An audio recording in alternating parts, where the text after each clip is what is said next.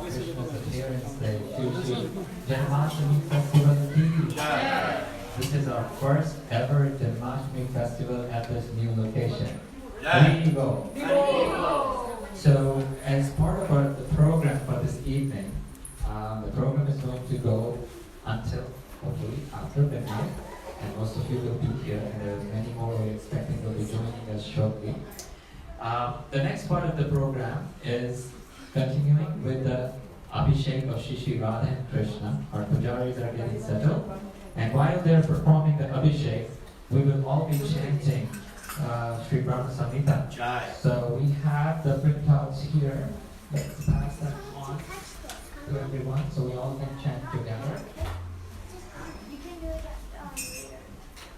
Your mom wants to. Okay. Oh, okay.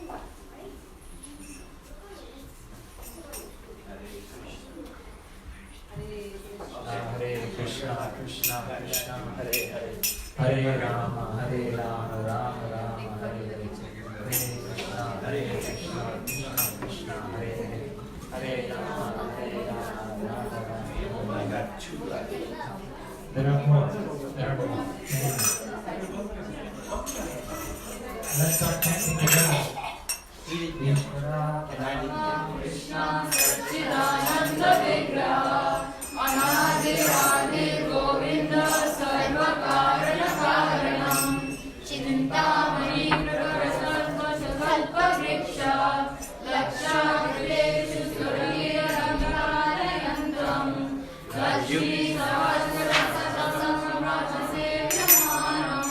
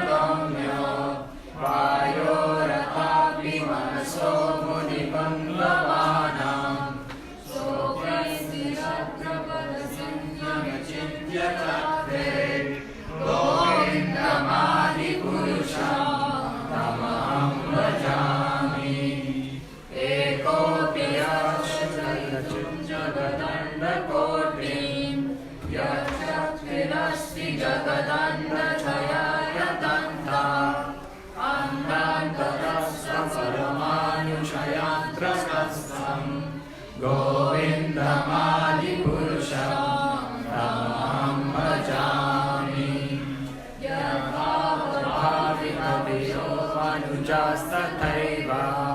Samprapya Rupa Mahimasanayana Bhusha Sukteyameva Nigama Pratitastu Vanti Govindamadi Purusham Tamaham Bhajami Ananda Chinmaya Rasa Pratibhavitamis Tapirya Eva Nija Rupa Daya Kalabi Goloka Eva Nivas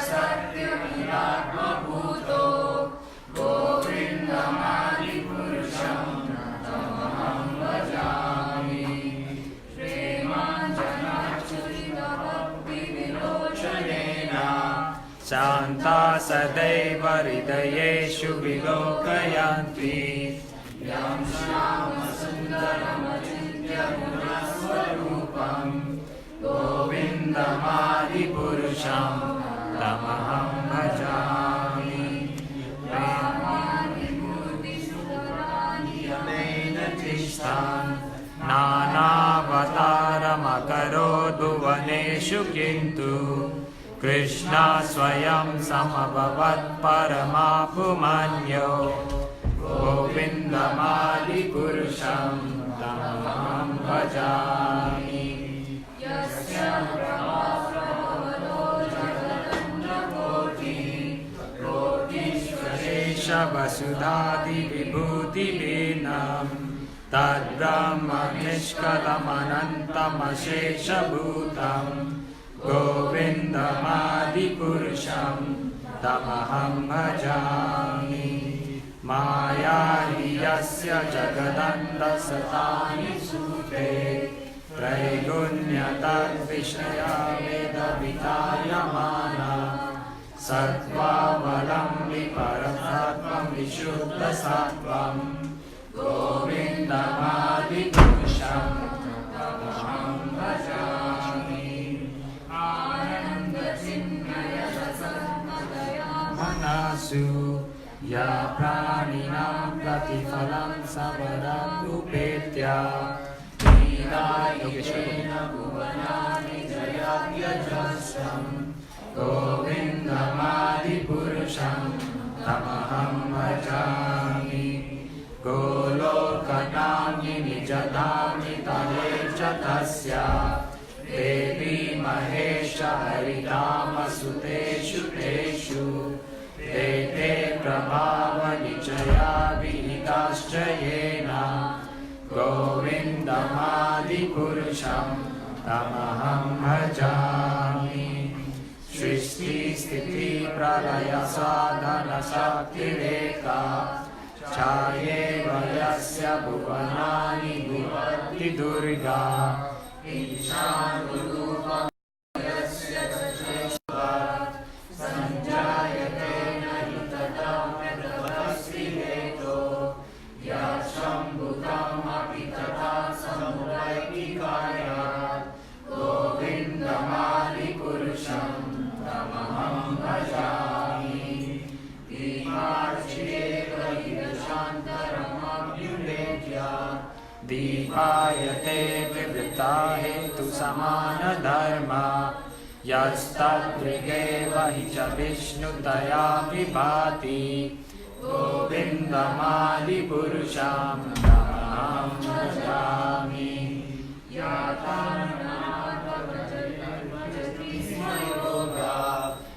ब्रह्मनन्दजगदण्डसरोमभूपा आधारशक्तिमहरण्यपरं स्वमूर्तिं गोविन्दमादिपुरुषं तमहं भजामि यस्यैकनिष्ठसिद्धकालमतामनोज्ञ जीवन्ति लोमविरजाजगदण्डनाथ विष्णुर्महान् स इह यस्य कलाविशेषो गोविन्दमादिपुरुषं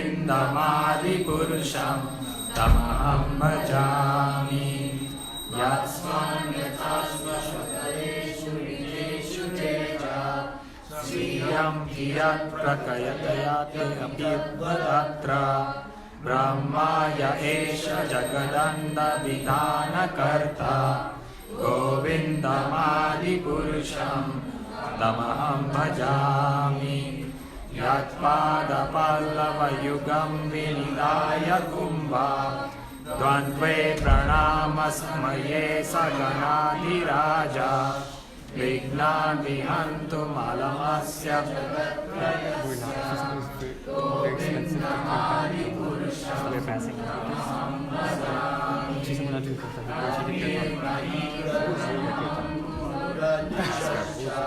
because Mohit already did. The other one is already dead.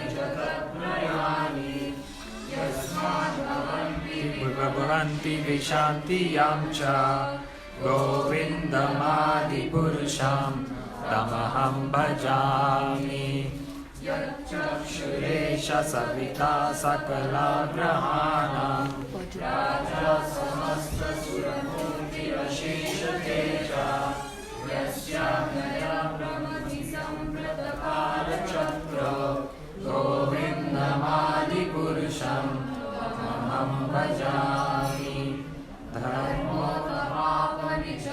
श्रुतया स्पपांसि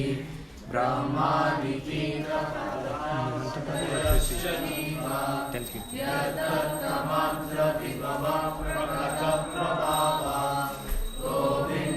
गोविन्दमादिपुरुषं तमहं भजामि यस्त्वन्निलोपमतरेन्द्ररहो स्वकर्म बन्धानुरूपफलभाजनमातनोति कर्माणि निर्दहति किन्तु च भक्तिभाजं गोविन्दमादिपुरुषं तमहं भजामि यं क्रोधकामसहजा प्रणयादिभीति वात्सल्यमोहगुरुसेव्यभावै सञ्चिन्त्य तस्य सदृशं तनुमापुरेते गोविन्दमादिपुरुषं तमहं भजामि गोविन्दमादिपुरुषं तमहं भजामि हरे Krishna Krishna Krishna Hare Hare Hare Ram Ram Ram Hare Hare Hare Krishna Krishna Krishna Hare Hare Hare Ram Ram Ram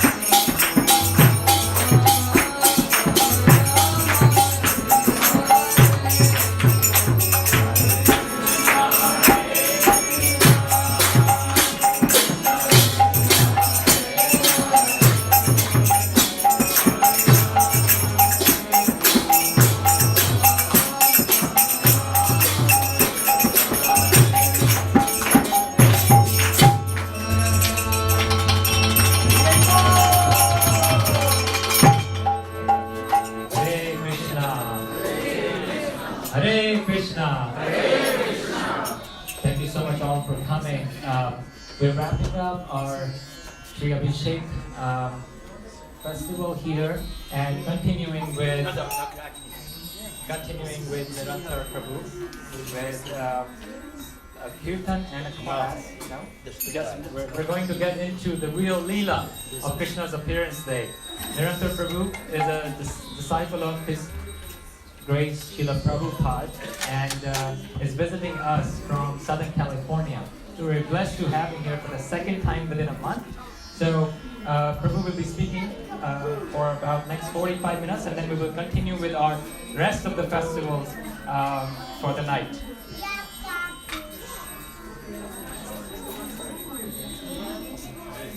Are we ready? No. We are ready. Hare Krishna. So the Abhishek can continue provided it's done quietly. Okay?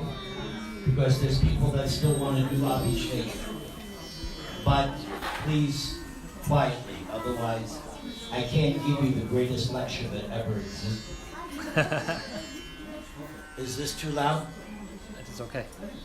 Okay. Yes, the typical sign. They want everybody to move. And I always say, first come, first serve. So the new people should come up. Not that you should, but that's what they do. Okay. So I'm going to be speaking twice today. First, we're going to hear a little bit about Bhagavad Gita and Srimad Bhagavatam. So let's begin. Om Namo Bhagavate Vasudevaya.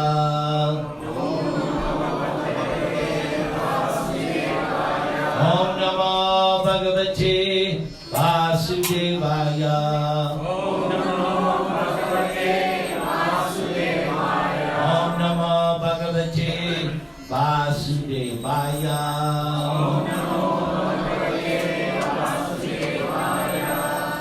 So, in the Bhagavad Gita, there's this very powerful statement. Janma karma chametyam evam yoveti tattvataha tyakva deham punar janma naiti mam eti sorjuna. Previous to this verse, Krishna explained how his birth, so-called birth and appearance, is not like ordinary human beings.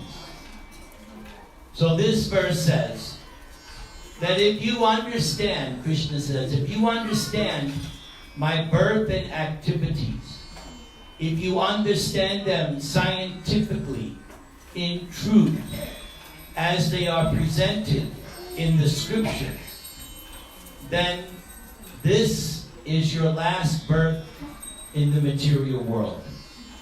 Krishna says, you will come to me. You will go to my abode. So it behooves us to understand Krishna's birth and activities, especially on a day like today, Krishna Janamashtami. That's one reason why we celebrate this. And there must be some discussion about Krishna's birth and activities, because it is for our benefit. Because if you understand Krishna in truth, tattvata, then you're going back home, back to Godhead. Now let me ask, who wants to come back and take birth again in this material world? Good. Very good. You've already passed your examination. You'd be surprised. I have given lectures, and when I ask the same question, a few people raise their hand, and I go, what? Especially nowadays, things are so bad, I definitely don't want to come back, and it's going to get worse. So, Krishna's birth and activities, where will you find that? That is in Srimad Bhagavatam. Bhagavad Gita is what we call Krishna's Katha. The message of Krishna is there in the Bhagavad Gita. That's why another reason why we study Bhagavad Gita, because we should know what is Krishna's message. Everybody, great personalities, they have a message. God or Krishna also has a message, and that's found in Bhagavad Gita. But Krishna said, you must know my birth and activities. So that you will find in the Srimad Bhagavatam. The Bhagavad Gita is 700 shlokas, but the Srimad Bhagavatam is 18,000, divided into 12 cantos. But you will not find out about Krishna's birth and activities until you get to the 10th canto. So Vyasadeva, the author of Srimad Bhagavatam, takes 9 cantos to explain what we mean by this word, Krishna. Everybody say, Krishna. Now that wasn't everybody. Everybody say, Krishna. Yes, very good. So in 9 cantos, Vyasadeva is explaining what we mean by this sound vibration Krishna. In one sense, it's a code, because this name Krishna entails so many items of understanding. Vyasadeva takes 9 cantos to explain it. So, in the 10th canto, it begins with Krishna's so-called birth. Because in Bhagavad Gita, Krishna says, I am Aja. I am unborn.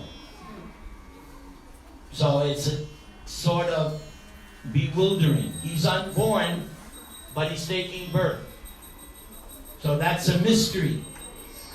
Even Queen Kunti expressed in her prayers to Krishna that I am confused how the unborn is taking birth. You will find that. Kunti's prayers is in the 1st canto. So, the 10th canto starts with Krishna's appearance, and in 90 chapters, we go through Krishna's history. Not story, not mythology, not Harry Potter. No, history.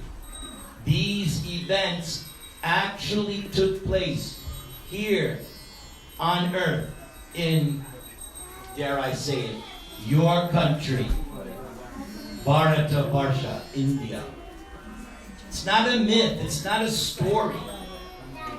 It's historical account. 90 chapters, because Krishna's Leela, or pastimes or activities, are in 3 places: Mathura, Vrindavan, Dwaraka. And then of course, there is that section in Kurukshetra where Krishna is on the battlefield driving whose chariot? Arjuna. Yes. So, at the end of the 9th canto, before getting to 10th canto, the final chapter of the 9th canto is entitled Krishna, the Supreme Personality of Godhead. Because that is the main focus of the 18,000 shlokas. One line, please repeat. Krishnastu Bhagavan Swayam. That one line is telling you what is the whole purpose of Srimad Bhagavatam. To drive it home to conclude, there are so many incarnations. There are so many avatars. So many gods and demigods and so many. But the origin, the original person from whom everything comes, that is Krishna. Those of you who were here, we chanted the Brahma Samhita prayers. Each line, Govindam Adi Purusham Tamaham Bhajami. So that Govinda, that is Krishna. So at the end of the 9th canto, Shukadeva Goswami, who is he speaking to? Who? Parikshit. Yes. Maharaj Parikshit. Because he had gotten the message, you have 7 days left. So he decided for those 7 days, no eating, no drinking, just hear from Shukadeva Goswami, answering his questions, preparing himself for that final exam, the moment of death. That's everyone's final exam. You children, you take exams, and there are final exams. But for everybody, there's a final exam, the moment of death. And Krishna explained that in Bhagavad Gita. How do you pass that moment of death? Simply if you remember Him. You remember Krishna. That's why we chant. What do we chant? Hare Krishna, Hare Krishna, Krishna Krishna, Hare Hare, Hare Rama, Hare Rama, Rama Rama, Hare Hare. We are practicing to remember Krishna. The great athletes in the world, they spend hours every day practicing the same thing over and over. There's this basketball player. He calls himself the king, LeBron James. And every day he spends hours bouncing the ball, throwing it in the hoop. Before the game, he's practicing so that he can claim, I am the king. Or somebody recently, some knucklehead said that I am the chosen one. Have you heard that? Yeah, you got it. I don't know who chose him. I didn't choose him. So, the point is, if you want to excel, you have to practice. So that's only one of a million reasons why we are chanting every day this Hare Krishna Maha Mantra. But I forgot it. Remind me. Hare Krishna, Hare Krishna, Krishna Krishna, Hare Hare, Hare Rama, Hare Rama, Rama Rama, Hare Hare. Yes. So we are chanting every day, preparing ourselves so that the moment of death, which is very critical and crucial, we'll be able to remember Krishna. Krishna's name, fame, form, pastimes, entourage, it's all Krishna. All God, all absolute. So, preparing Maharaj Parikshit for the 10th canto, Shukadeva Goswami at the end of the 9th canto gives a summary of the entire Krishna Leela. Now, last Sunday I was in San Diego, California, and I gave a lecture on this, but I only did half the section, and I saved the last section for you. Now, please, please, please, don't leave. Stay to the end, midnight. Don't leave. Because my second lecture is where it's going to get really, really sweet. You don't want to miss. How am I doing so far? You like it? Oh, all right. 5 stars, he says. I like this boy. But my second lecture is going to be even better, but you gotta stay. Don't change the dial. Don't change the channel. This is channel 108, Krishna. All right. So let's finish this final section of the 9th canto.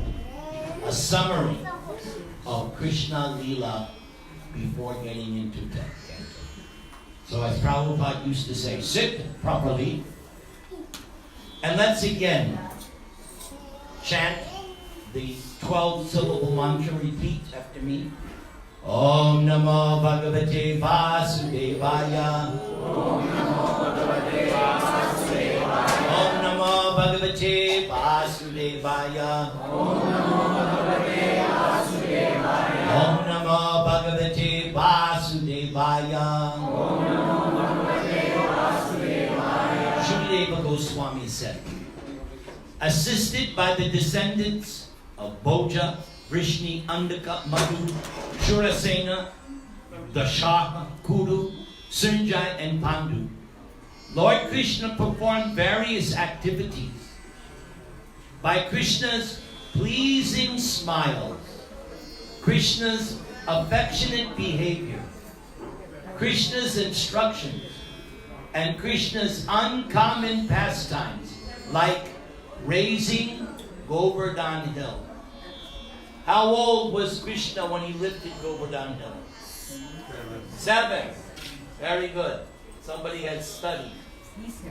And how? Yeah, but he said it louder. And how many days did he hold up Govardhan Hill? 7. 7-year-old boy lifted Govardhan Hill for 7 days, and he was holding it with the pinky of his left hand. That's, I would think, is an uncommon pastime. Another uncommon pastime. Krishna only married 60,108 wives. That's all. But he manifested 16,108 Krishnas so that each wife at night could snuggle her husband. And another thing. They each had their own palace. Can't have 2 queens in the same, that won't work. No. The wife wants her own kingdom. Just like in my life. My wife is the queen of the house. Yes, Mom. But I'm happy. Don't worry. Clue. Yes. Let the wife be the queen of the house. You'll be much happier, husbands. So Krishna did so many uncommon pastimes that nobody can imitate. Impossible. The Lord, appearing in his transcendental body, pleased all of human society. Key point. Transcendental body. That is also mentioned in 4th chapter of Bhagavad Gita. Krishna says, Divyam, my body, my pastimes, my birth is Divyam, divine, transcendental, not mundane or material.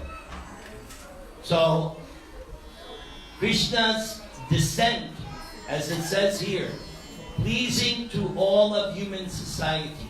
And in Vrindavan, Krishna was pleasing even to the animals. Krishna was pleasing even to the Mother Earth,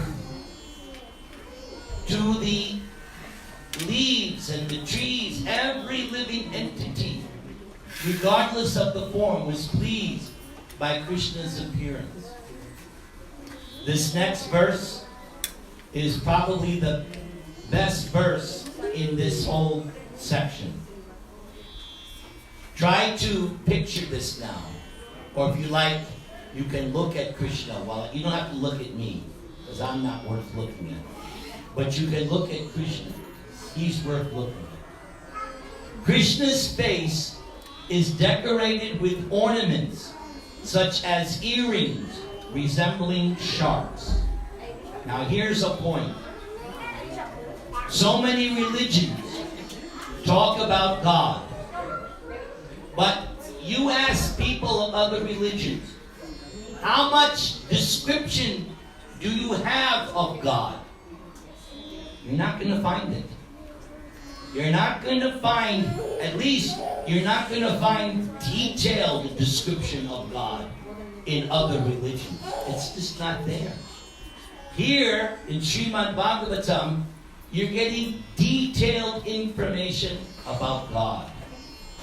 Krishna's face is decorated with ornaments such as earrings resembling sharks. Krishna's ears are beautiful. Krishna's cheeks brilliant. And Krishna's smiling attractive to everyone. Whoever sees Lord Krishna sees a festival. So everybody, look at Krishna right now, because this is the festival of Janamashtami. So just seeing Krishna is itself a festival. Krishna's face and body are fully satisfying for everyone to see. But the devotees are angry at the Creator for the disturbance caused by the momentary blinking of their eyes. This specifically refers to Krishna's topmost devotees, the gopis. The gopis complained that why Lord Brahma gave us these eyelids. For that split nanosecond, we don't see Krishna. That's called intense, loving attachment for Krishna, which we can aspire for. We can aspire for that. The Supreme, hey, pay attention. It might save your life. The Supreme Personality of Godhead, Sri Krishna, known as Leela Purushottama. Please repeat. So Krishna has so many names. You just learned another one. What was it? Now you're not paying attention, Baba. Appeared as the son of Vasudeva, but immediately left his father's home and went to Vrindavan to expand his loving relationship with his confidential devotees. So that's tonight, Janamashtami night. Krishna appeared in the prison where Vasudeva and Devaki were there by Kamsa's arrangement. And when Krishna appeared, he first appeared as Narayan. Everybody said, Narayan. The majestic, opulent form of God, the King of Kings. So, as soon as he appeared, he then transformed himself to look like an ordinary human baby.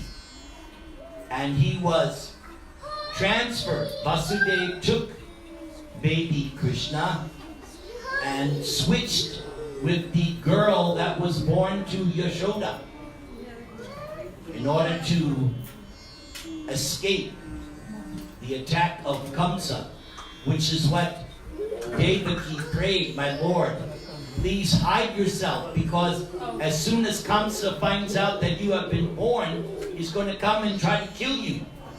So Devaki, out of love, requested Krishna to hide himself. So that's what Krishna did. He transformed himself to look like an ordinary baby and had Vasudeva bring him to the lap of Yashoda. And Vasudeva took the girl. So in Vrindavan, where Krishna stayed the first 11 or so years of his life, those devotees are on a very intimate, ecstatic, spontaneous platform. Just to help you understand. I have spontaneous attraction for eating. Nobody has to, as soon as, food, chai, haribol, prasad. How many people have been fasting all day? So you know what I'm talking about. I don't know about you, but like 2 o'clock I was going, oh my God, it's only 2 o'clock? I'm not going to make it. And as the night goes on, I'm going to be thinking, oh man, it's only 10. But by the time midnight comes, everything will be wonderful. And then by Krishna's arrangement, I won't be feeling the pangs of hunger. But then there'll be prasad. So these residents of Vrindavan don't have to be told to worship God. And neither do they treat Krishna as God. That conception is not there. For them, God is Narayan. But they have this spontaneous attraction for Krishna. Everyone in Vrindavan has that spontaneous attraction for Krishna. That is the feature of this place, Vrindavan. Everyone, everything has spontaneous attraction for Krishna. And we can aspire for that, to get to that stage. And we get to that stage by practicing, that word again, practicing, bhakti yoga, centered around the chanting of the Hare Krishna mantra. Hare Krishna, Hare Krishna, Krishna Krishna, Hare Hare, Hare Rama, Rama Rama, Hare Hare. In Vrindavan, Krishna killed many demons, and afterwards Krishna went to Dwaraka, where according to Vedic principles, Krishna married many wives. How many did I say? 16. Only. Why do I say? I always say that. I've been saying that for 30 years. Why? Because another of Krishna's names is Ananta. Everybody say. Ananta. Ananta means unlimited. So anyone who knows a little bit about mathematics, 16,000 compared to unlimited, nothing. So he only married because he is everyone's dearmost. How's that? He's in your heart. Krishna is in everyone's heart, regardless. Demon, devotee, animal, plant, anything living, Krishna is there in the heart. That's why we are actually one big family. We all belong to Krishna. So I may be American, you may be Indian, doesn't matter. Krishna is in your heart. And I have to remember that. Krishna is in your heart. We are brothers. Krishna ki jai. Right. Yes. Krishna, I love this concept that Krishna is in everyone's heart. If this was taught on the TV and radio, there would be no more wars, because everyone would see, oh, why should we fight? We're all part of the same family. Why should I don't want to fight you, you don't want to fight me, right? Because we have that common connection that Krishna is in everyone's heart. Where according to Vedic principles, Krishna married many wives who were the best of women, begot through them hundreds of sons. Yes, with each wife, Krishna only had 10 sons and 1 daughter. And each of those sons had 10 sons. That's a big family. Krishna's personal, the Yadu dynasty. And Krishna performed sacrifices for his own worship to establish the principles of household life. Yes, when Krishna was in Dwaraka, he lived as the ideal husband. Most of you know about Lord Ramachandra. Lord Ramachandra exhibited the ideal qualities of a perfect human being. He's God, but by his activities, he showed how to be the perfect human, the perfect king. So Krishna taught by his example as a householder how to live properly according to the rules of the scripture. Thereafter, Lord Sri Krishna created a misunderstanding between family members just to diminish the burden of the world. So that, of course, refers to the Kauravas and the Pandavas. They're one family, but the way it all worked out, because let's go back to before Krishna appeared. Why did Krishna appear? 5,000 years ago, Mother Earth was feeling too much burden. Why was she overburdened? Because Kamsa had made an alliance, a United Nations of demons. They were all under Kamsa. And what were they doing? Building up the military-industrial complex. Same thing that's going on right now. All the nations, what are they doing? Building up the arsenal. So when this happens, when there's an unnecessary increase in the defense, Mother Earth feels burdened. So during the time 5,000 years ago, Mother Earth took the form of a cow, and she went to the Creator, Lord Brahma, and she had tears in her eyes, and she explained to Lord Brahma her predicament.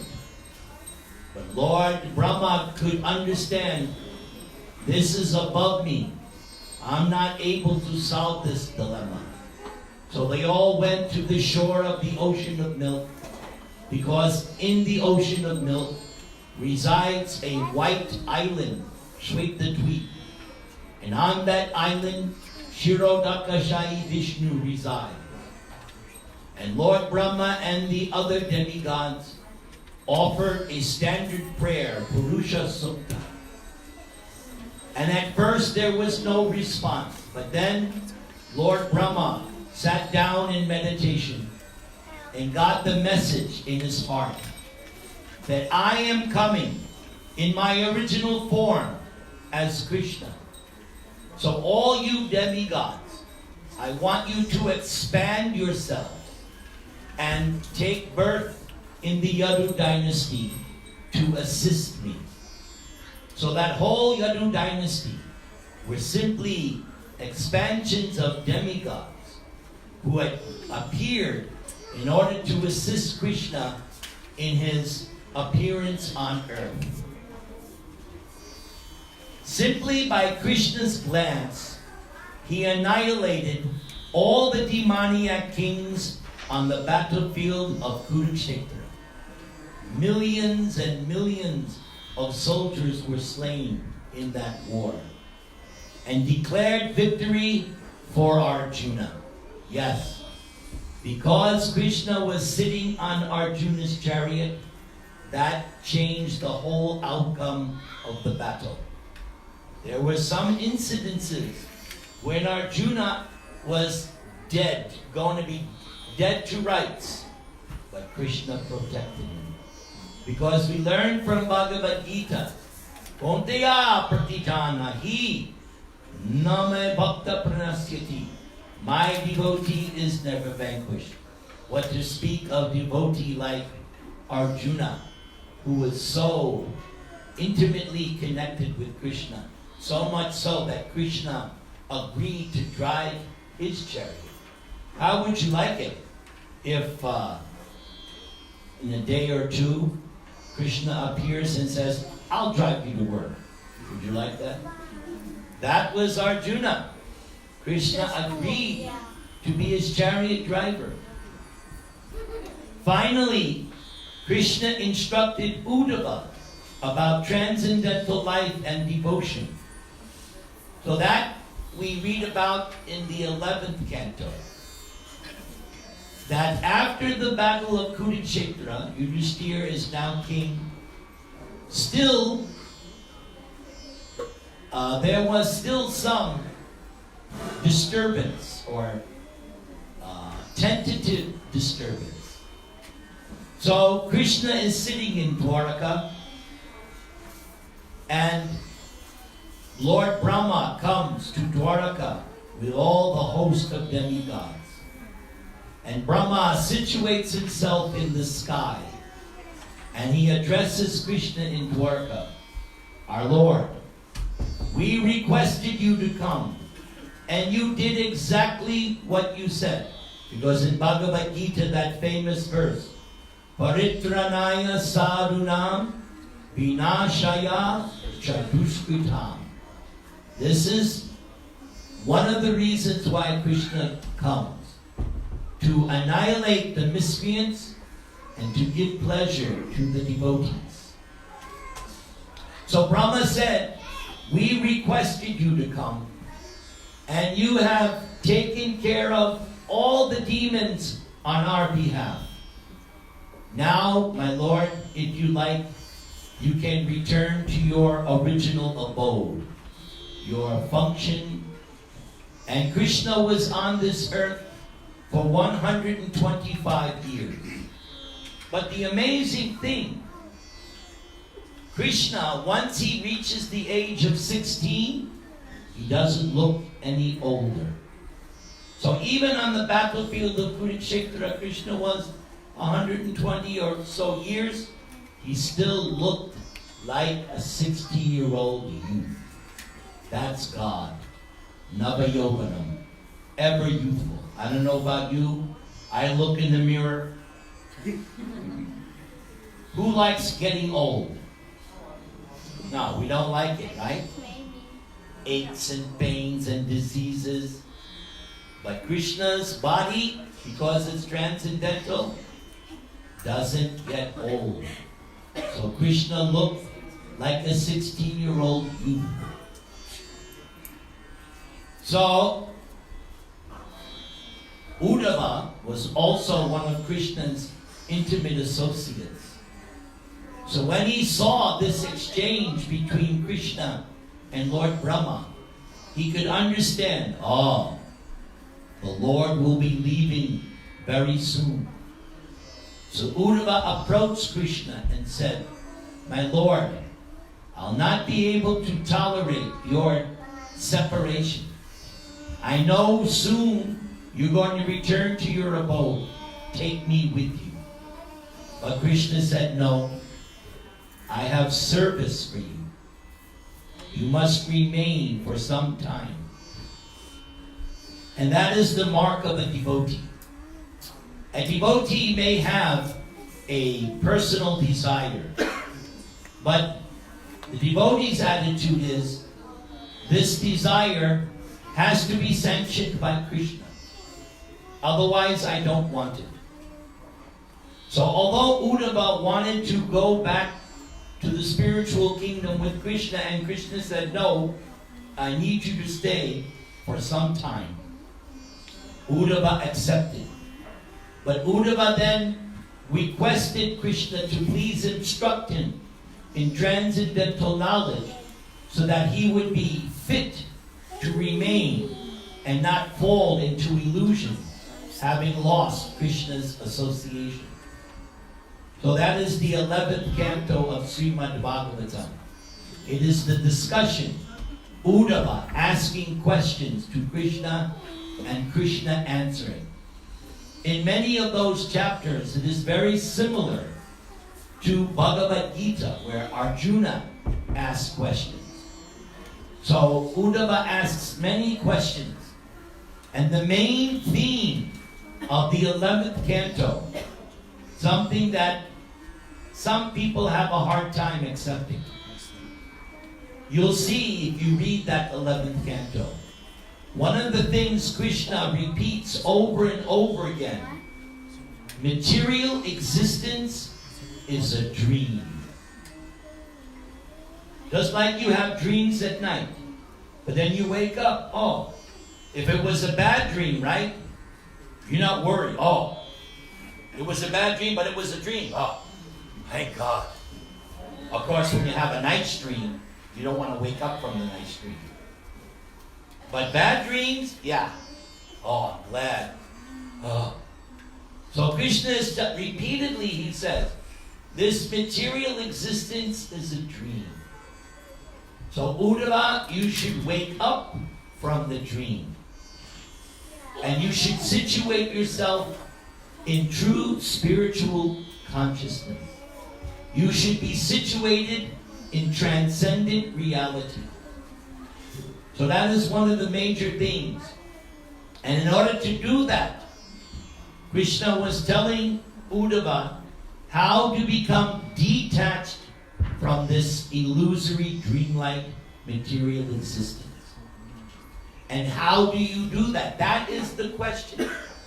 How do you wake up from the... We're awake right now, but we're still sleeping in materialistic dream. So the way to wake up from that dream is to perform what we call bhakti yoga, devotional service, which is the same message as Bhagavad Gita. Now, how do you wake up? Bhagavad Gita explains different kinds of yoga. But in concluding, Krishna tells Arjuna, you want to see me? Bhakti. You want to know me? Bhakti. You want to come to me? Bhakti. Nothing else. Not karma. Not jnana. Not yoga. It has to be only bhakti. Loving, devotional service. You're doing it right now. You're doing the first item of loving devotional service.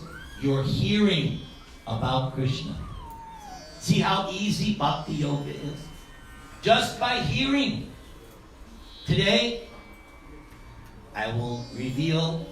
Today, since the time I got up till I came here, I was chanting, I was reading, and on my phone, I have all of Srila Prabhupada's kirtan and bhajan. I have hours on my iPhone here. Prabhupada's chanting and singing. And that was going on all day. So I'm feeling very, very transcendental today. This was the best Janamashtami I ever experienced. Thanks to my good friend Ram Vijay Das, who I'm staying with, and who, let's give him a big hand. He sponsored my ticket. And all day, simply in Krishna consciousness. So hearing. Now I'm doing the second item, chanting. You'll also get a chance to chant. How many people did the Abhishek? Good. That is how you worship Krishna. And we're going to do Arti. That is also worship of Krishna. And if you do a lot of hearing and chanting, you'll remember Krishna. Just like, how can I give this lecture? I'm giving this lecture because Krishna is helping me to remember what to say, what to do. Krishna is there. He'll help you.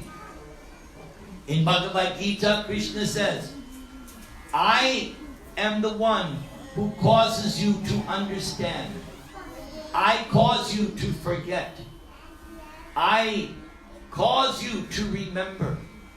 So, whenever you need something, chant Hare Krishna. Everybody. Hare Krishna, Hare Krishna, Krishna Krishna, Hare Hare, Hare Rama, Hare Rama, Rama Rama, Hare Hare. That's what Krishna does in the heart. And he does other things. He is the overseer. He witnesses everything we do. So there's no hiding from Krishna. You can hide from the government if you're expert. You can do things and hide it, but you cannot hide from Krishna. He knows what. You know that song they sing at Christmas? Krishna knows everything that's going on at every moment. And the other thing Krishna in the heart does is he sanctions. Yes or no. We try to do something, we want to do something, but we're not always successful. Why is that? Krishna gave thumbs up or thumbs down. Now, I have 1 second left because I believe in always ending and starting on time. So, what's the next program? Arti. Very good. And then we're going to have bhajan, and then I'll give my final talk. So don't go, because I'm going to blow your mind. You're going to hear something that is just too nice. And then, when it's all over, we'll all eat nice. Do we have a nice feast? Midnight Arti, Prasadam. Yes. Nice feast? Yes. I'm waiting. All right, one last time. Everybody chant the Maha Mantra. Hare Krishna, Hare Krishna, Krishna Krishna, Hare Hare, Hare Rama, Hare Rama, Rama Rama, Hare Hare. So what do you think? Thumbs up or thumbs down? Thumbs up. Thank you very much. Hare Krishna.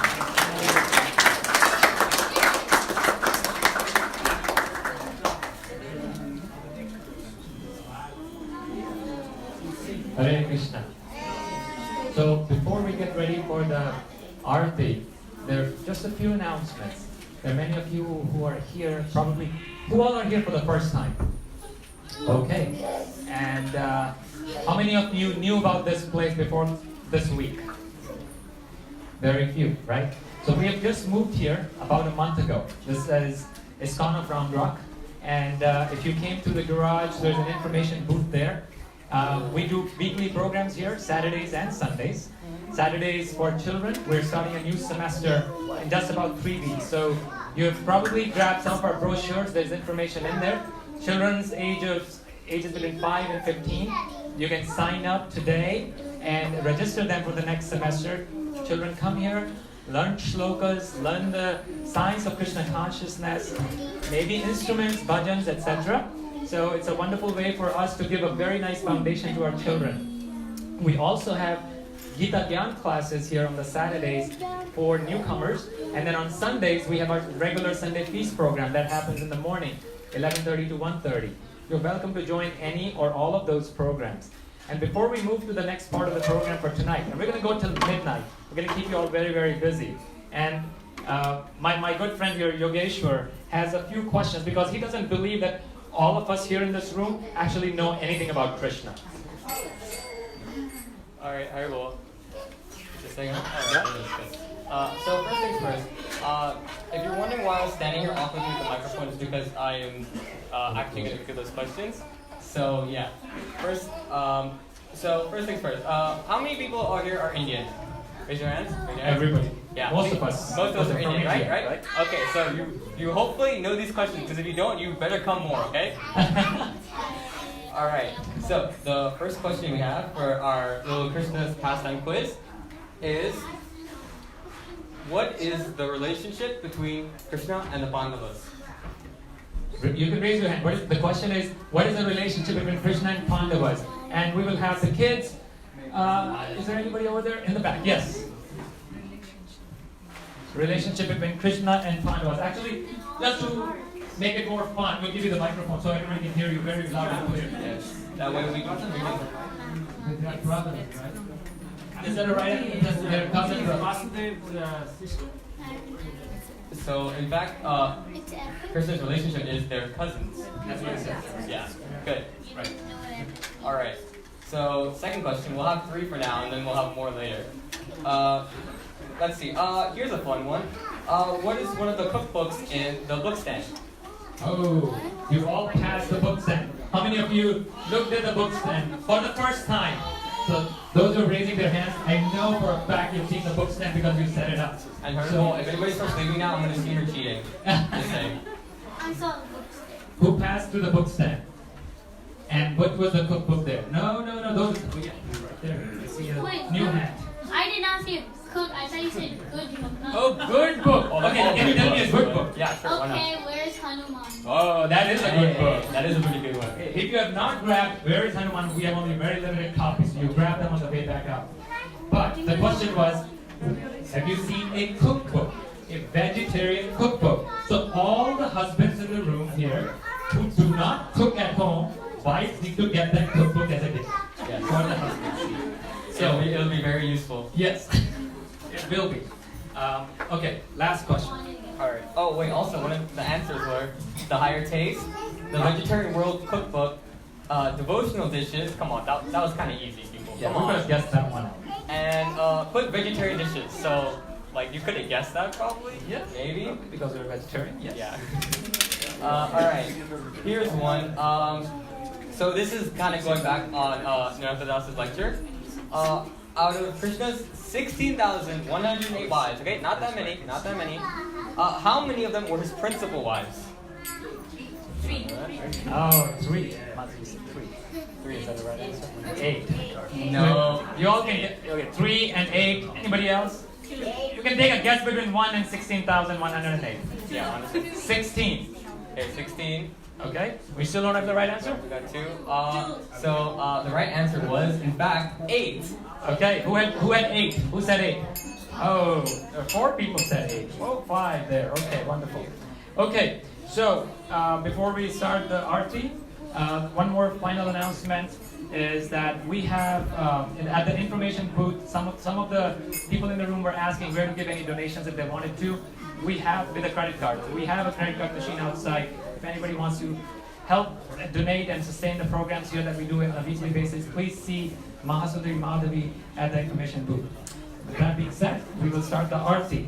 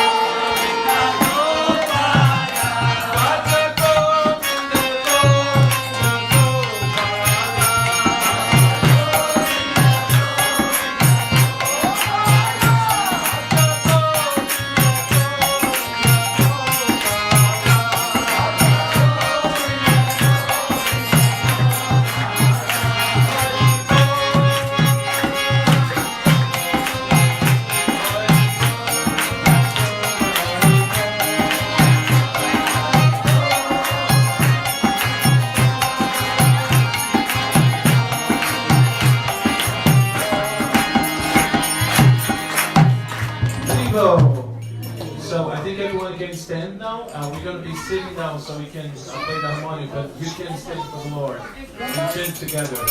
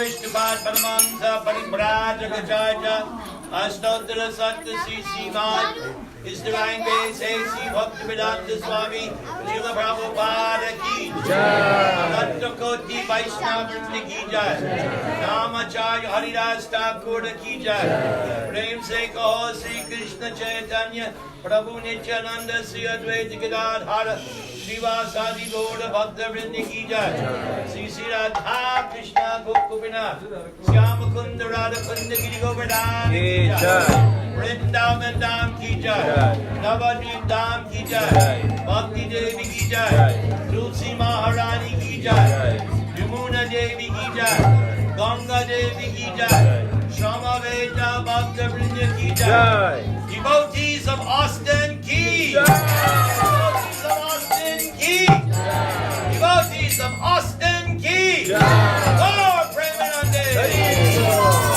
All glories to the assembled devotees All glories to the assembled devotees All glories to the assembled devotees Sri Krishna Janamashtami Ki Hari Bol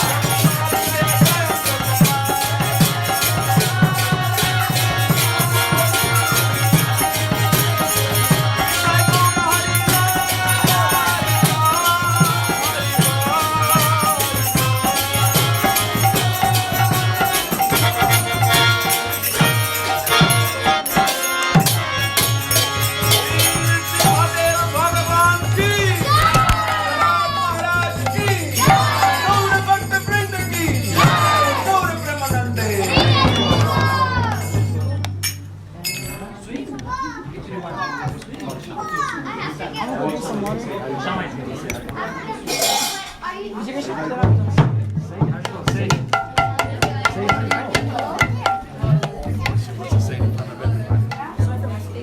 good. Good job. You have to say quick. How you roll?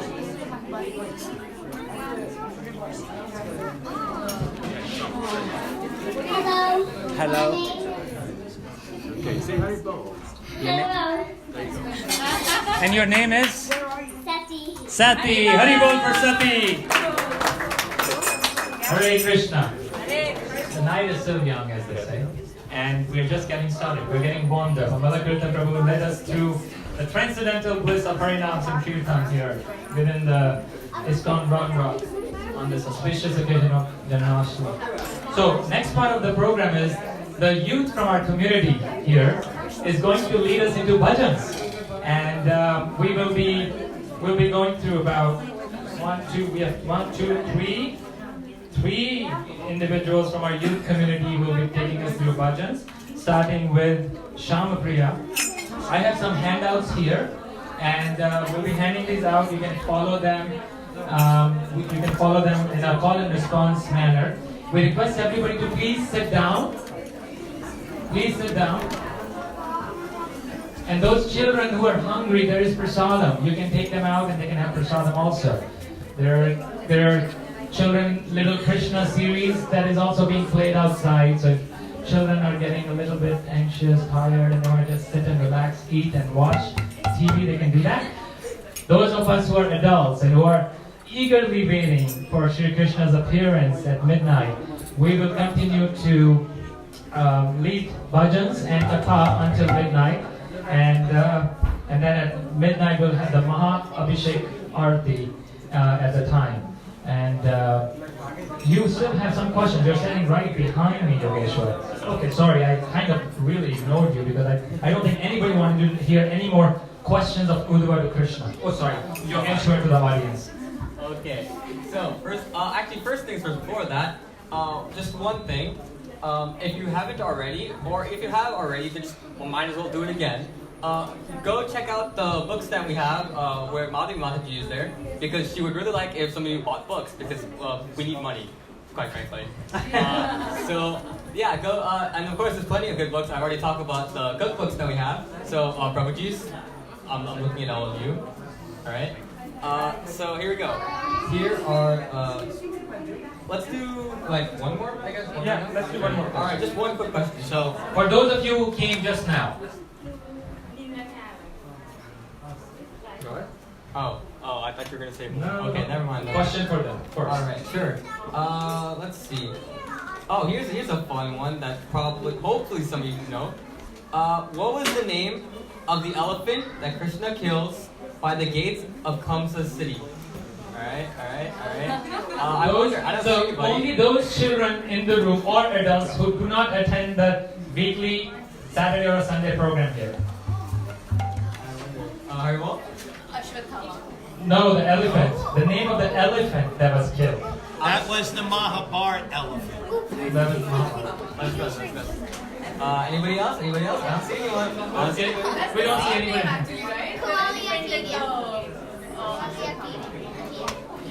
Yes, that is right. Okay, so the elephant is Kuvalia Pita. Alright, for any of you that didn't know, now you know a little extra. Alright? Okay. Kuvalia Pita. Kuvalia Pita was the name of the elephant killed. Yeah.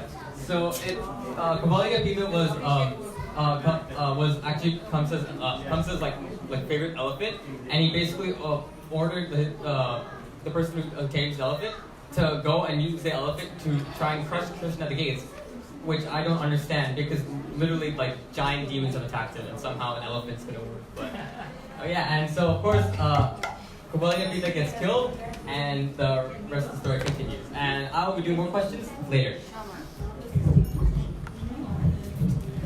Which one are you singing? Jai Radhe. Okay.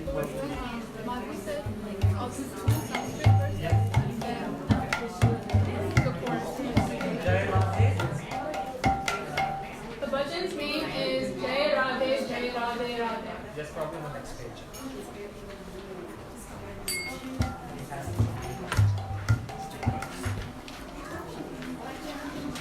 Which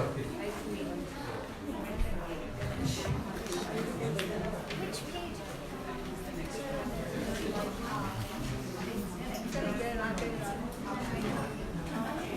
Maybe in the back. It's both with the same word. But what do you mean?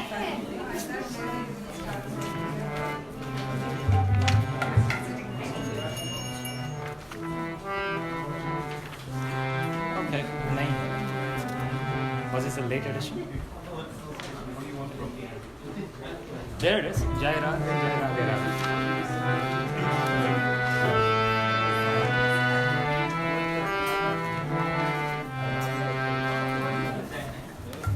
Did you need it?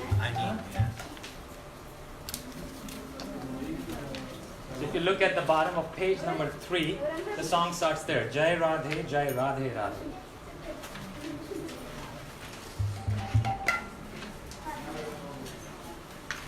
Jai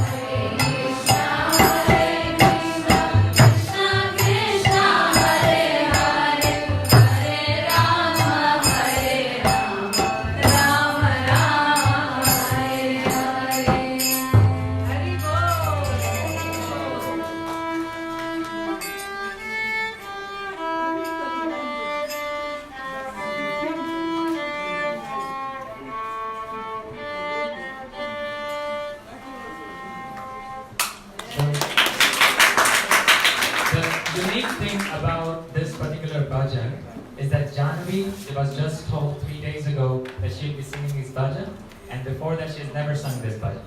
So let's give a good round of applause for Janani. And next is Mohit. Yashamati Nandana.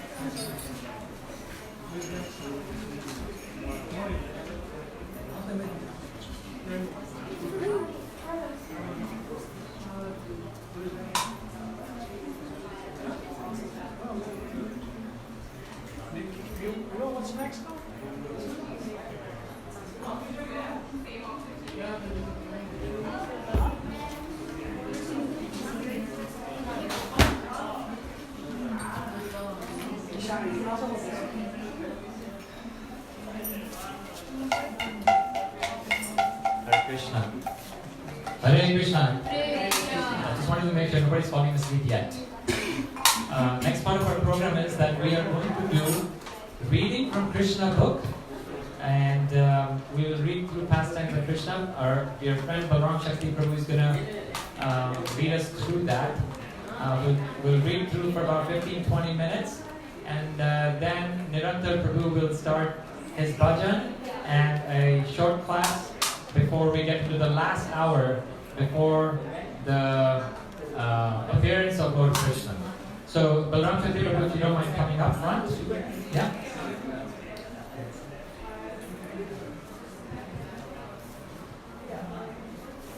Microphone should be on. Shall I pass Krishna book? What was that? Yeah, Yogesh, can you get copies of Krishna book? Come in the next room and pass it on to us. Krishna book.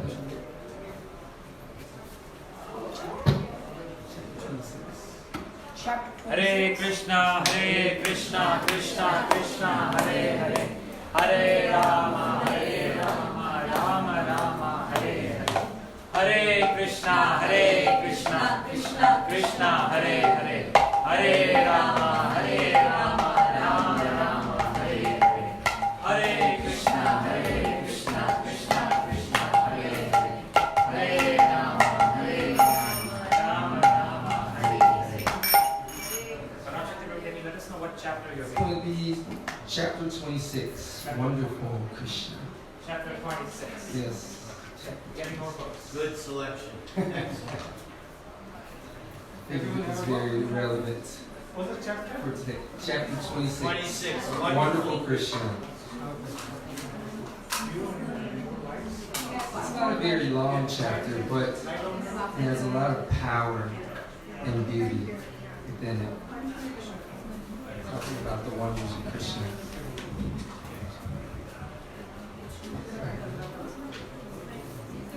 It's on page 204 inside of Krishna.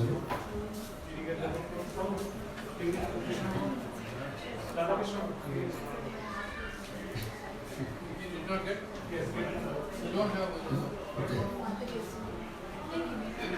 Without understanding the intricacies of Krishna, the Supreme Personality of Godhead, and without knowing his uncommon spiritual opulences, the innocent cowherd boys and men of Vrindavan began to discuss his wonderful activities, which surpassed the activities of all men. One of them said, "My dear friends, considering his wonderful activities, how is it possible that such an uncommon boy would come and live with us in Vrindavan? It is really not possible. Just imagine. He is now only 7 years old. How is it possible for him to lift Govardhan Hill in one hand and hold it up just as the king of elephants holds a lotus flower? To lift the lotus flower is a most insignificant thing for an elephant. And similarly, Krishna lifted Govardhan Hill without exertion. When he was simply a small baby and could not even see properly, he killed a great demon, Putana, while sucking her breast. He also sucked out her life air. Krishna killed the Putana demon exactly as eternal time kills a living creature in due course. When he was only 3 months old, he was sleeping underneath a hand-driven cart. Being hungry for his mother's breast, he began to cry and throw his legs upwards. And from the kicking of his small feet, the cart immediately broke apart and fell to pieces. When he was only 1 year old, he was carried away by the Trindvatra demon disguised as a whirlwind, and although he was taken very high in the sky, he simply hung on the neck of the demon and forced him to fall from the sky and immediately died. Once his mother being disturbed by his stealing butter, he tied him to a wooden martyr and the child pulled it toward a pair of trees known as Yamala Arjun and caused him to fall. Once, when he was engaged in tending the cows in the forest, along with his elder brother, Balaram, a demon named Vatsura appeared, and Krishna at once bifurcated the demon's beak. When the demon known as Vatsasura entered among the cows tended by Krishna with a desire to kill him, he immediately detected the demon, killed him, and threw him into a tree. When Krishna, along with his brother, Balaram, entered the Talavana forest, the demon known as, Dinukasura. Kasura, yeah. In the shape of an ass, attacked them and was immediately killed by Balaram, who caught his hind legs and threw him into a palm tree. Although the Dinukasura demon was assisted by his cohorts, also in the shape of asses, all were killed. The Talavana forest was then opened for the use of the animals and inhabitants of Vrindavan. When Prahlad Basura entered amongst the Krishna cowherd boy friends, Krishna caused him to be killed by Balaram. Thereafter, Krishna saved his friends and cows from a severe forest fire, and he chastised the Kaliya serpent in the lake of the Yamuna river and forced him to leave the vicinity of the Yamuna. He thereby made the water of the Yamuna poisonous. Another one of his friends, of Nanda Maharaj, said, "My dear Nanda, we do not know why we are so attracted by your son Krishna. We want to forget him, but this is impossible. Why are we so naturally affectionate toward him? Just imagine how wonderful it is. On one hand, he is only a boy of 7 years, and on the other hand, there's a huge hill, like Govardhan Hill, and he lifted it so easily. Oh, Nanda Maharaj, we are now in great doubt. Your son Krishna must be one of the demigods. He is not at all an ordinary boy. Maybe he is the Supreme Personality of Godhead." On hearing the praises of the cowherd man in Vrindavan, King Nanda said, "My dear friends, in reply to you, I can simply present the statement of Gargamuni so that your doubts may be clear. When he came to perform the name-giving ceremony, he said that this boy descends in different periods of time in different colors, and that this time he has appeared in Vrindavan in a blackish color known as Krishna. Previously, he had a white color, then a red color, then a yellow color. He also said that this boy was once the son of Vasudeva, and everyone who knows of his previous birth calls him Vasudeva. Actually, he said, my son has many varieties of names, according to his different qualities and activities.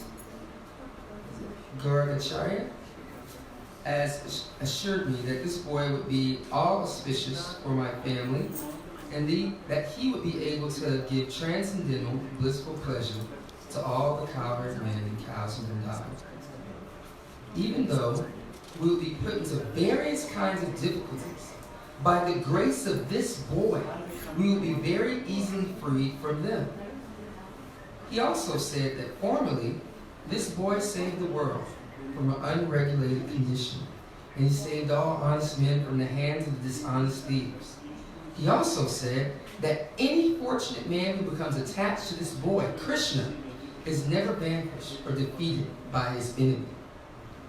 On the whole, he is exactly the Lord Vishnu, who always takes the side of the demigods, who are consequently never defeated by the demons. Gargacharya thus concluded that my child would grow to be exactly like Vishnu in transcendental beauty, qualification, activities, influence, and opulence, and so should not be very astonished by his wonderful activities. After telling me this, Gargacharya returned home, and since then, we've been continually seeing the wonderful activities of this child.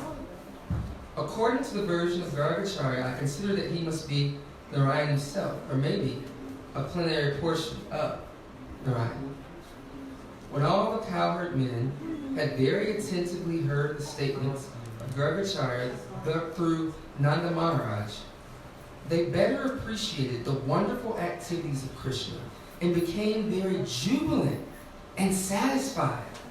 They began to praise Nanda Maharaj because by consulting him, their doubts about Krishna were cleared. They said, "Let Krishna, who is so kind, beautiful, and merciful, protect us." When angry Indra sent torrents of rain accompanied by showers of icebox and high wind, Krishna immediately took compassion upon us and saved us and our families, cows, and valuable possessions by picking up Govardhan Hill. Just as a child picks up a mushroom. He saved us so wonderfully. May he continue to glance mercifully over us and our cows. May we live peacefully under the protection of wonderful Krishna. Krishna Bhagavan ki. Thank you. So if we go all together, what time should I stop? This way I can gauge. Yep. About an hour. 1 hour altogether? It should be fine. Okay. Yep. Then I'm gonna do Jai Radhamani. Okay. You could go longer if you need to. No, no. It's okay. It's fine. No problem.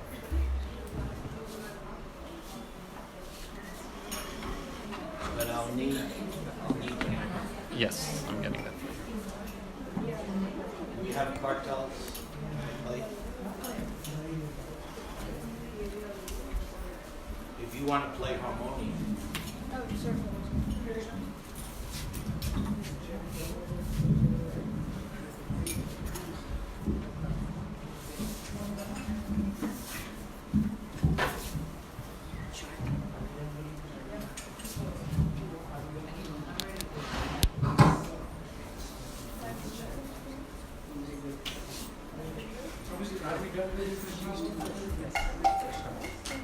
Okay, give me, you know what is E flat? Thank you. Keep doing it.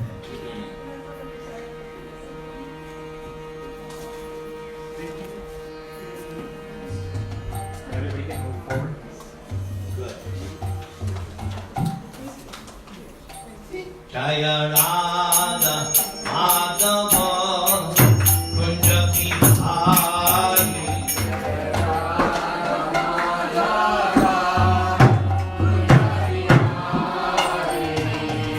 Radha Madhava Kunja Bihari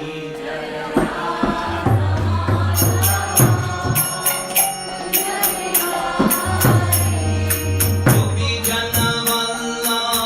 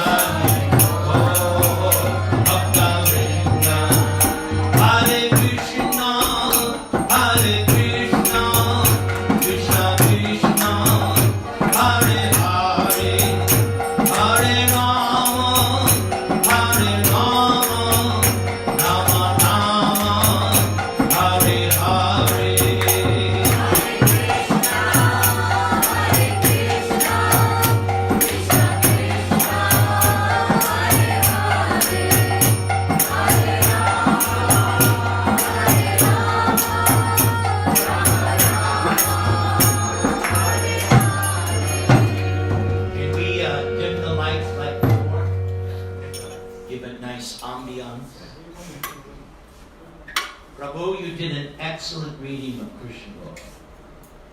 I myself am recording Krishna book as my service, but you did a fantastic job.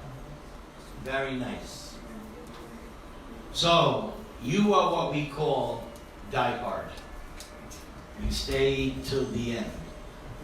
And therefore, you qualified yourself for this special nectar. There is, of course, Bhagavad Gita, which is the beginning of transcendental knowledge. When one understands the position of Krishna by reading Bhagavad Gita, then one proceeds to Srimad Bhagavatam, which I said before is the full explanation of that Bhagavad Gita verse. Janma karma chame tityam evam yo veti tatpataha tyatva deham punar janma naiti mam eti sorjina.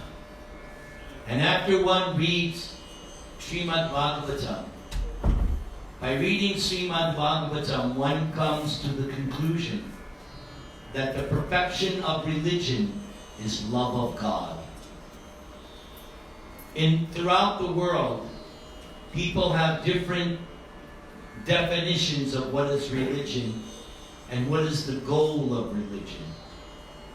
But when you come to Srimad Bhagavatam, the conclusion is religion is not meant for material aggrandizement.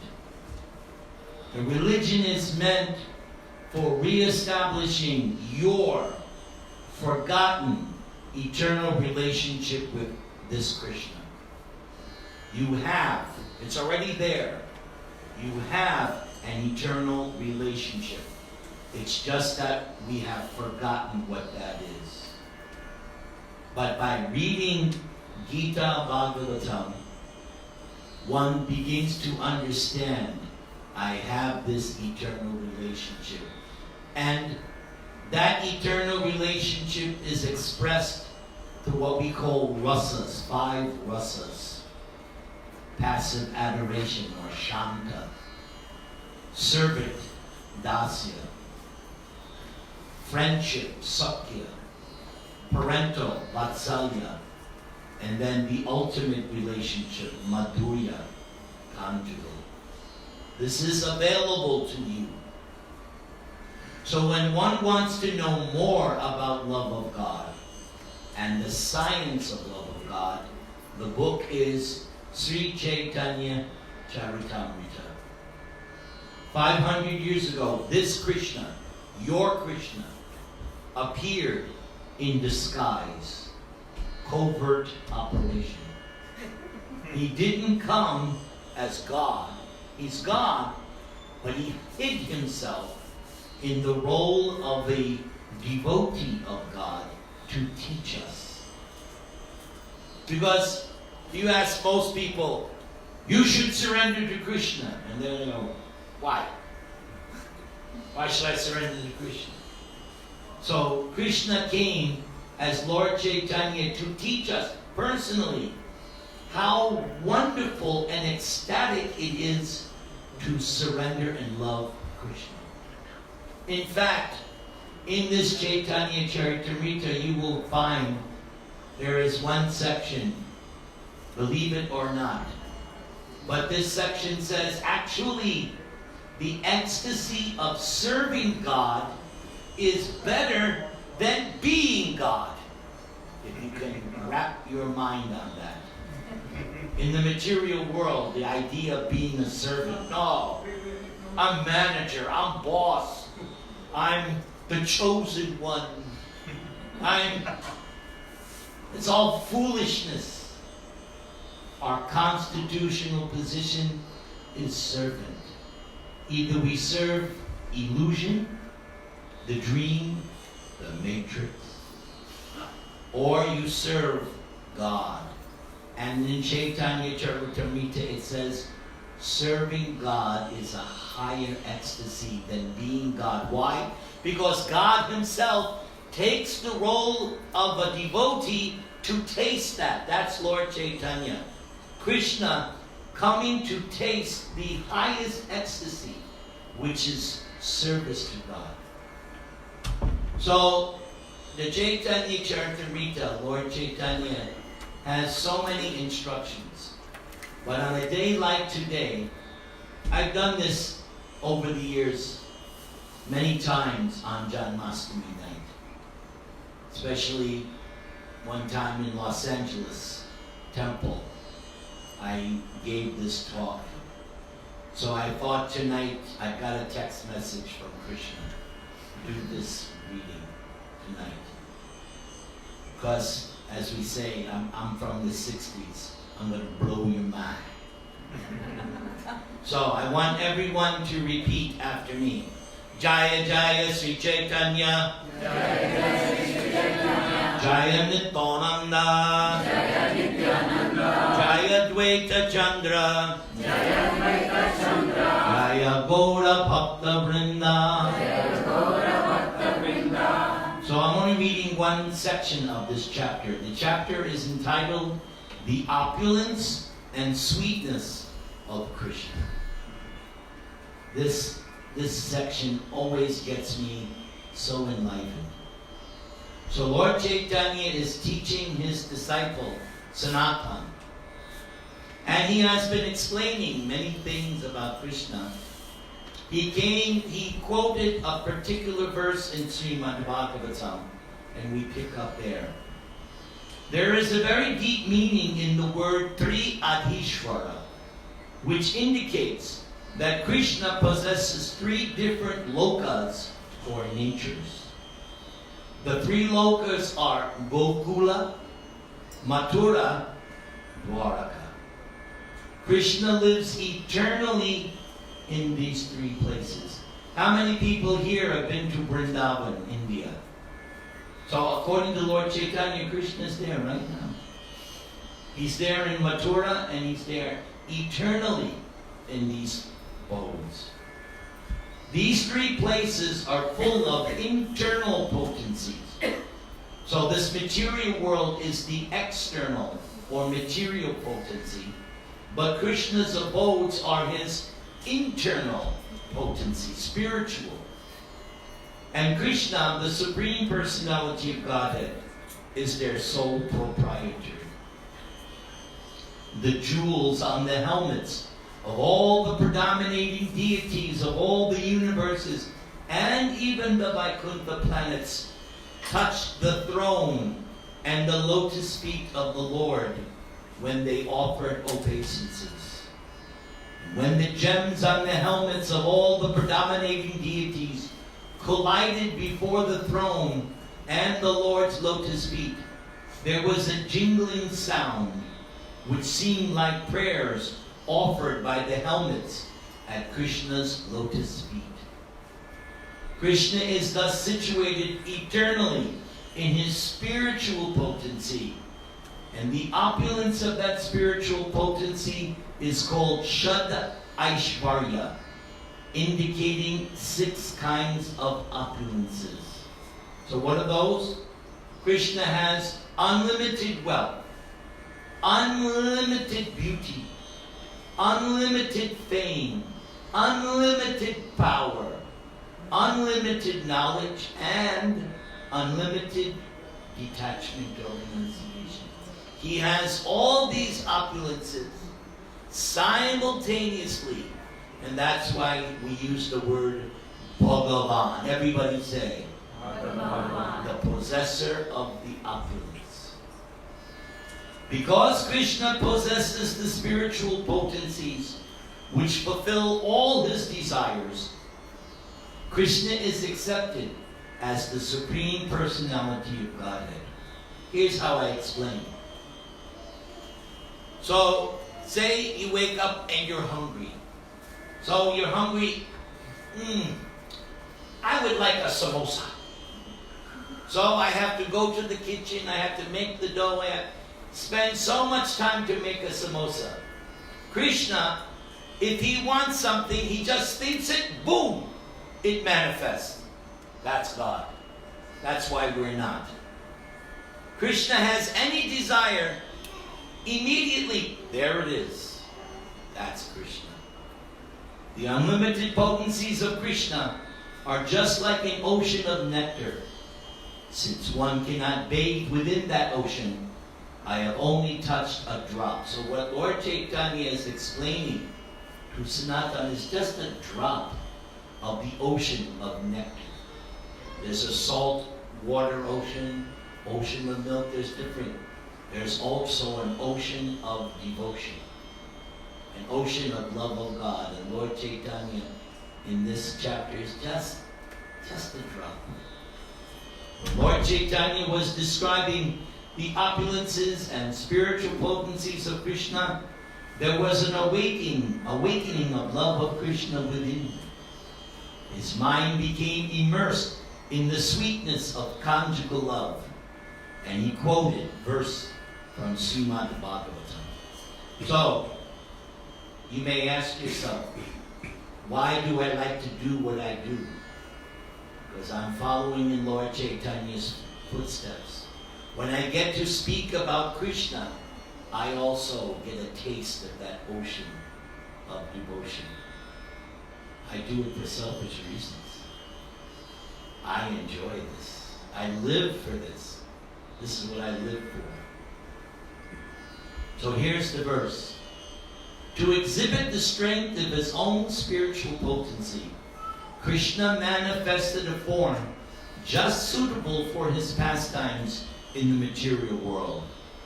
This form was wonderful even for him, and was the supreme abode of the wealth of good fortune. Krishna's limbs were so beautiful that they increased the beauty of the ornaments worn on different parts of his body. So this is unusual. We like to decorate ourselves to make us look better, right? I don't know, I've seen pictures of movie stars without their makeup. Yeah, God. The makeup is what makes them look good. Krishna is just the opposite. He makes the ornaments look good. Because Krishna is himself the reservoir of all beauty.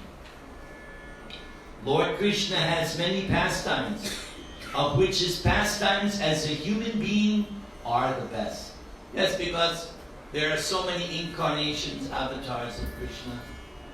There is Matsya, Kurma, Varaha, Nrsimha, Vamana, Bhrigupati, Ram, so many different.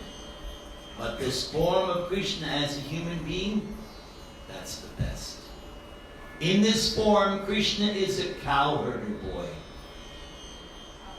Krishna carries what in his hand? What does Krishna have? Flute. And his youth is new. Krishna is also an expert dancer. All this is just suitable for Krishna's pastimes as a human being. My dear Sanatan, the sweet, attractive, transcendental form of Krishna is so nice. Just try to understand it. Even a fractional understanding of Krishna's beauty can merge all the three worlds in an ocean of love. This concept of love of God, is very important to me. I grew up in the 60s. I was a hippie. So I was into love, peace, man. But trying to find love was a frustrating experience. I couldn't find it with Linda and Dina and Michelle. But then I came across Krishna and Prabhupada's books, and Prabhupada was saying, yes, you want to love, but you don't know where, to whom to love. You should repose your love in Krishna. And when I read that, I said, now this makes sense. And that was back in 1973. So now we're in 2019. All these years, yes, what Prabhupada is saying is true. Reposing my love in Krishna has completely satisfied me. The transcendental form of Krishna is shown to this world by Lord Krishna's internal spiritual energy, which is a transformation of pure goodness. This jewel-like form is the most confidential treasure of the devotees. This form is manifested from Krishna's eternal pastimes. The wonderful form of Krishna in his personal feature is so listen to this. The wonderful form of Krishna is so great that it attracts even Krishna to taste his own association.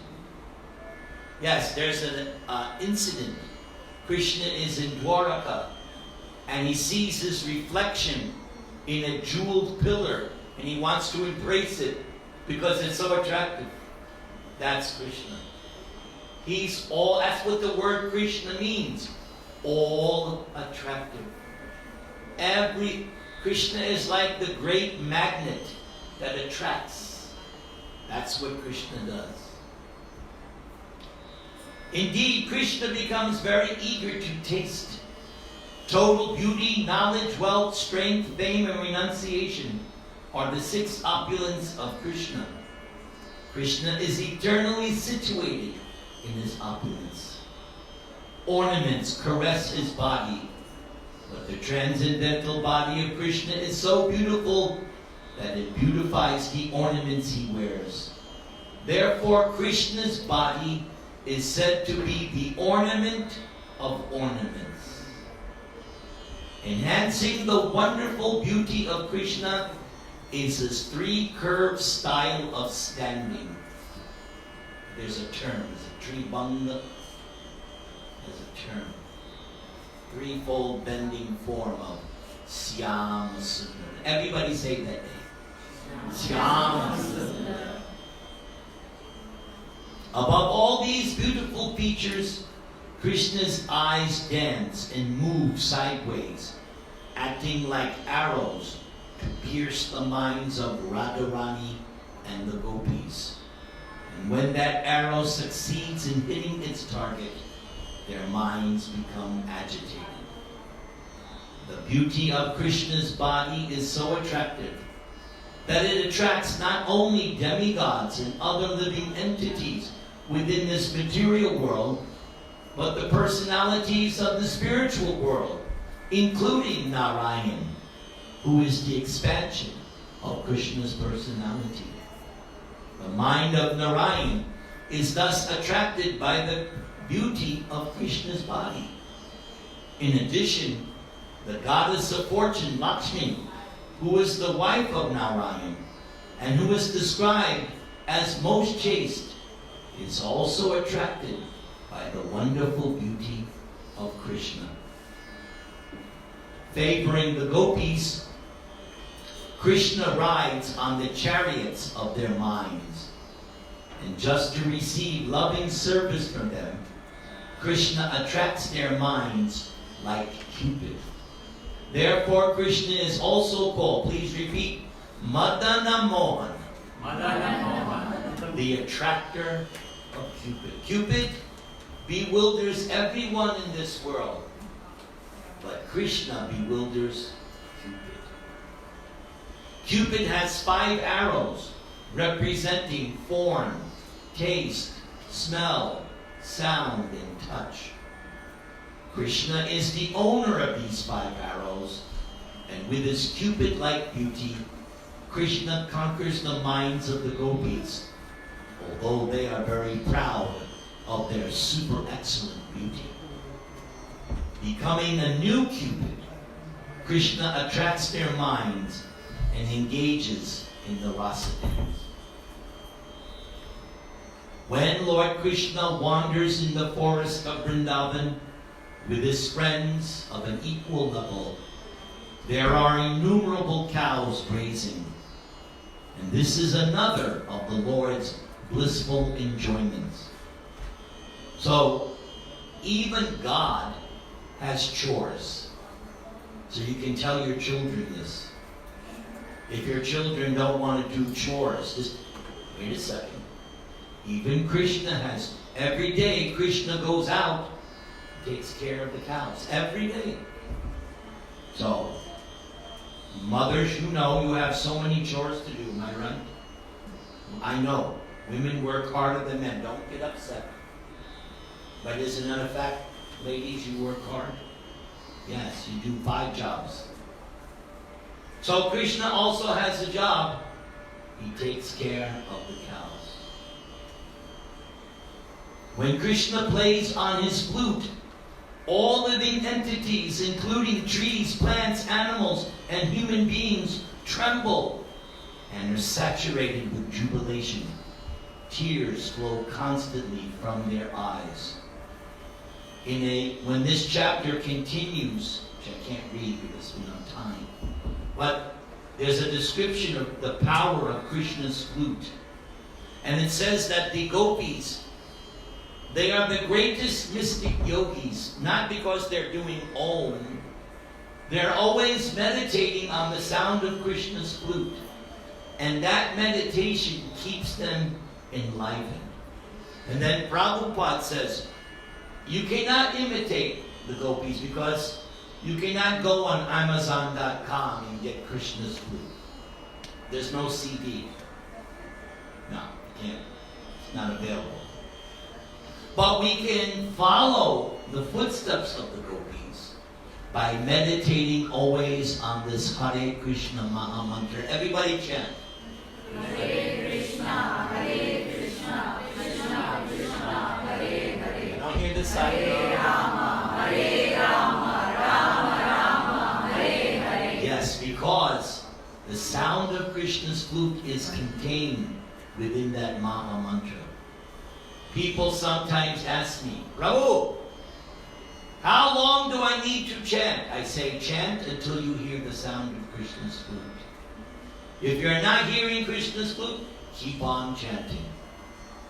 Because one day, when your chanting is perfect, you will hear that sound. Krishna wears a pearl necklace that appears like a chain of white ducks around his neck. The peacock feather in his hair appears like a rainbow, and his yellow garments appear like lightning in the sky. I mentioned this in the first lecture. How here we are getting detailed information about God.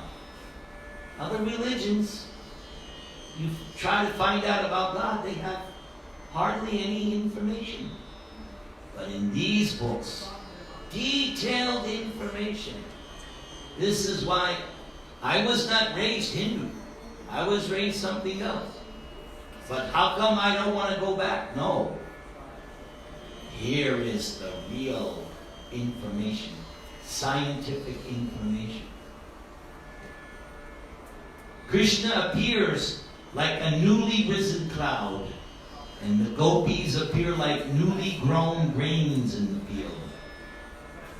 Constant rains of nectarian pastimes fall upon these newly grown grains, and it seems that the gopis are receiving beams of life from Krishna, exactly as grains receive life from the rains.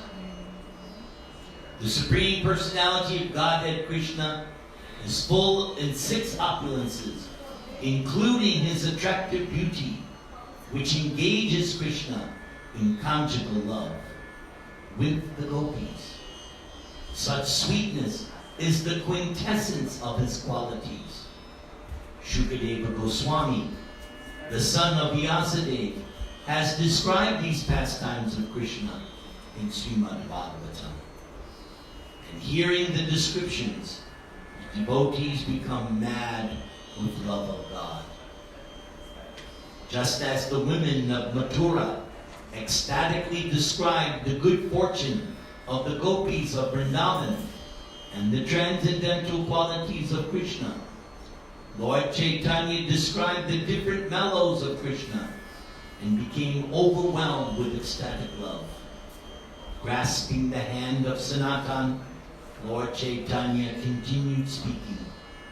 So he quoted a verse from the Bhagavatam. What austerities must the gopis have performed? For with their eyes, they always drink the nectar of the form of Lord Krishna, which is the essence of loveliness, and is not to be equaled or surpassed. Yes, there's a word, asamaurva. Asamaurva means when it comes to Krishna, nobody is equal, nobody is greater. That is the meaning of asamaurva. That loveliness is the only abode of beauty, fame, and opulence. It is self-perfect, ever fresh, and unique. The bodily beauty of Sri Krishna is like a wave in the ocean of eternal youth. In that great ocean is the whirlpool of awakening of ecstatic love.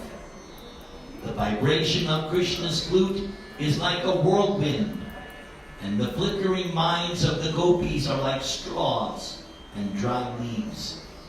And after they fall down in the whirlwind, they never rise again, but remain eternally at the lotus feet of Krishna. The night of the Rasa dance, the gopis were engaged in so many household affairs. But at that moment, Krishna played his flute, and whatever the gopis were doing, they dropped. If they were taking care of their children, let them go. If they were eating, they stopped. If they were taking care of their husbands, and they ran to the sound, where that sound of Krishna's flute was coming. That's how powerful Krishna's flute is. It'll stop everything. The gopis, that's it. That sound of Krishna's flute just stuns them. Oh, my dear friend, what severe austerities have the gopis performed to drink Krishna's transcendental beauty and sweetness through their eyes in complete fulfillment. Thus they glorify their births, bodies, and minds. The sweetness of Krishna's beauty enjoyed by the gopis is unparalleled. Nothing is equal to or greater than such ecstatic sweetness. Even the predominating deities of Vaikuntha, the Narayans, do not possess such sweetness. Indeed, none of the incarnations of Krishna up to Narayan possess such transcendental beauty. So that's what I'm saying. Asamurva. In all the aspects of Krishna, in all the items of God, nothing is equal to or greater than what can be found in Krishna. The vivid evidence in this regard is that the dearest consort of Narayan, the goddess of fortune, who is worshipped by all chaste women, gave up everything in her desire to enjoy Krishna, being captivated by Krishna's unparalleled sweetness. Thus she took a great vow and underwent severe austerities. Even Lakshmi wants to get the association of Krishna. He's that attractive. And she's considered the most chaste of all women. But Krishna's beauty and Krishna's feature is too powerful.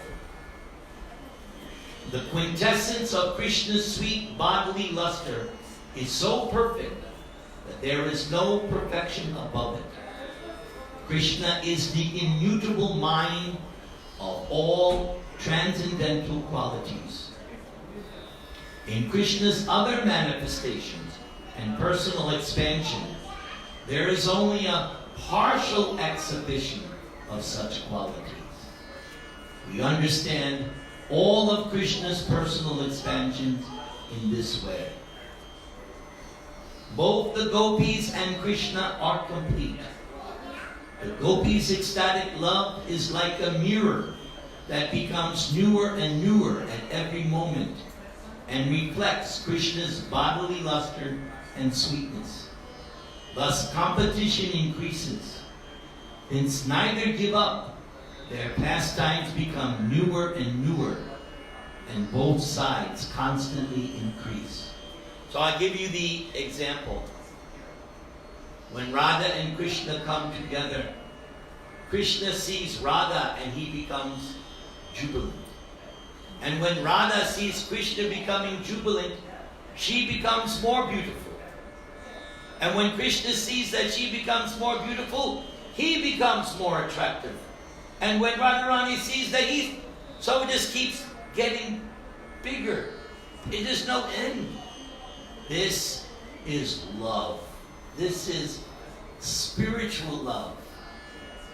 In the material world, loving affairs have a beginning, middle, and end.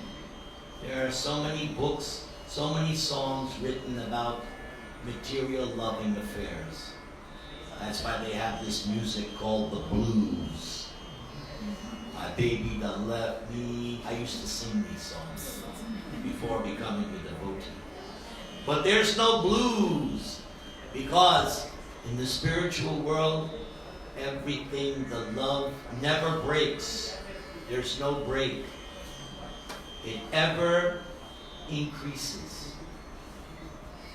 The transcendental mellows generated from the dealings between the gopis and Krishna cannot be tasted by fruitive activities, by yoga austerities, speculative knowledge, regulative devotional service, mantra yoga, or meditation.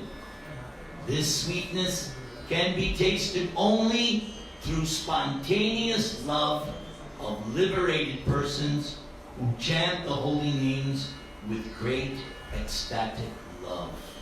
Let's all try to chant with spontaneous ecstatic love. Together.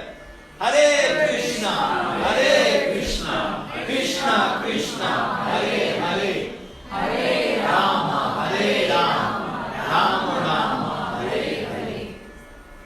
Such ecstatic transactions between Krishna and the gopis are possible only in Vrindavan, which is full of the opulences of transcendental love. The form of Krishna is the original source of all transcendental qualities. It is like a mine of gems. The opulences belonging to all the personal expansions of Krishna are to be understood to be bestowed by Krishna. Therefore, Krishna is the original source and shelter of everyone. Beauty, humility, mercy, merit, patience, and expert intelligence are all manifested in Krishna. But besides these, Krishna has other qualities like good behavior, mildness, and magnanimity. Krishna also performs welfare activities for the whole world. All these qualities are not visible in other expansions. After seeing Krishna, people criticize the blinking of their eyes. In Vrindavan especially, all the gopis criticize Lord Brahma because of this defect in the eyes. Then Lord Chaitanya recited some verses and explained them vividly, thus enjoying the transcendental sweetness with great happiness. All men and women were accustomed to enjoying the beauty of the shining face of Lord Krishna, as well as Krishna's sharp-shaped earrings swinging on his ears. Krishna's beautiful features, Krishna's cheeks, and Krishna's playful smiles all combined to form a constant festival for the eyes. And the blinking of the eyes became obstacles that impeded one from seeing Krishna's beauty. For this reason, men and women become very angry at the Creator Lord Brahma. O Krishna, when you go to the forest during the day, and we do not see your sweet face, which is surrounded by beautiful curly hair, half a second becomes as long as an entire age for us. We consider the Creator, who has put eyelids on the eyes we use for seeing you, to be simply a fool. While speaking of these things, Lord Chaitanya began to remember one thing after another. Moving his hands in ecstasy, Lord Chaitanya recited another verse. O my Lord, the transcendental body of Krishna is very sweet, and his face is even sweeter than his body. But his soft smile, which has the fragrance of honey, is sweeter still. The sweetness of Krishna's personality is just like an ocean of ambrosia. Although my mind is now afflicted, I wish to drink that entire ocean, but the physician does not allow me to drink even one drop. Krishna's body is a city of attractive features and is sweeter than sweet. Krishna's face, which is like the moon, is sweeter still, and the supremely sweet, gentle smile on that moon-like face is like rays of moonshine. The beauty of Krishna's smile is the sweetest feature of all. Krishna's smile is like a full moon that spreads its rays without the three worlds. Krishna's shining beauty spreads in all 10 directions. Krishna's slight smiling and fragrant illumination are compared to camphor, which enters the sweetness of his lips. That sweetness is transformed and enters into space as vibrations from the holes of Krishna's flute. So the next section is all about Krishna's flute, but we're out of time. Another time. Hare Krishna,